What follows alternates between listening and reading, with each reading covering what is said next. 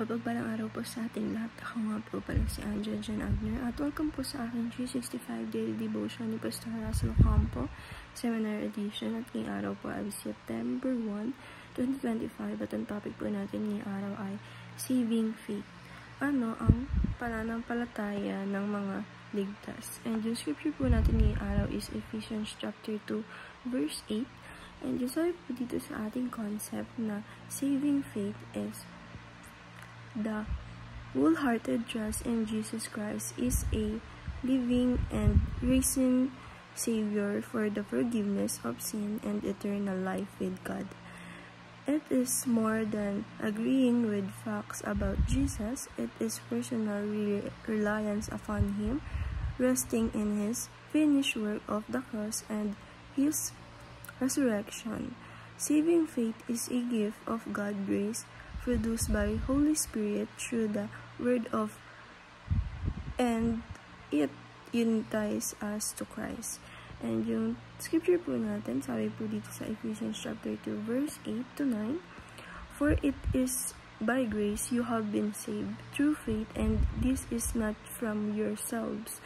It is gift of God, not by works, so that you may no one can boast. And sa Tagalog po, sapagkat dahil sa kagandahang loob ng Diyos, kayo ay naligtas sa pamamagitan ng pananampalataya, at ito'y kaloob ng Diyos at hindi mula sa iyong sarili. Hindi ito bunga ng inyong mga gawa, kaya't walang mapagmamalaki ang sinuman.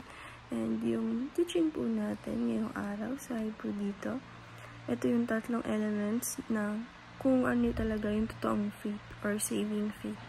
Number 1, notitia, understanding the gospel. Sabi po dito sa teaching number 1 natin na kapag po inintindi natin yung gospel ng ating Panginoong Diyos at lagi po natin ito sinasabuhay or binabasa natin sa araw-araw, is nandito po yung ating true faith or saving faith. And teaching number 2, assensus, agreeing with the gospel. Sabi po dito na kapag po yung binasa natin ng gospel is talaga tayo ay nag-agree doon or alam natin na tama yung gospel na yan dahil ayun ay galing sa Bible. And teaching number 3, fiducia, trusting in Christ. Sabi naman po dito na kapag tayo ay magkakaroon ng saving faith or true faith is dapat tayo ay talagang may trust sa ating Panginoong Jesucristo. And application number 1, understand the gospel of King Jesus. Sabi po dito na i-apply po natin sa sarili natin or sa life natin, dapat talaga na naiintindihan natin or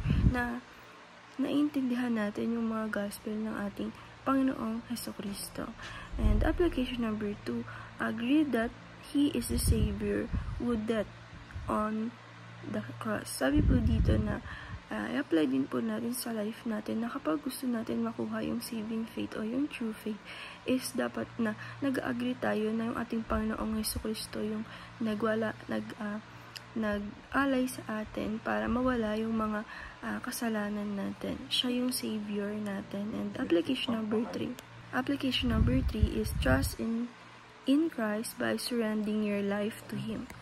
Sabi naman po dito na kapag po tayo ay gusto natin makuha yung saving faith or yung true faith, is dapat meron tayo na yung life natin ay sinosurrender natin sa ating Panginoong Diyos and nagtatrust tayo sa Kanya. And dahil lang po ngayong araw, maraming salamat.